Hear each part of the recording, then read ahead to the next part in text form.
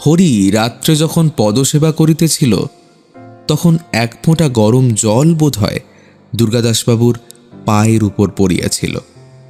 সমস্ত রাত্রি দুর্গাদাসবাবুর নিদ্রা হয় নাই। এক ফোঁটা জল বড়ই গরম বোধ হইয়াছিল। দুর্গাদাসবাবু হরিচরণকে বড়ই ভালোবাসিতেন। তাহার নম্রতার জন্য সে দুর্গাদাসবাবুর কেন সকলেরই প্রিয় পাত্র ছিল।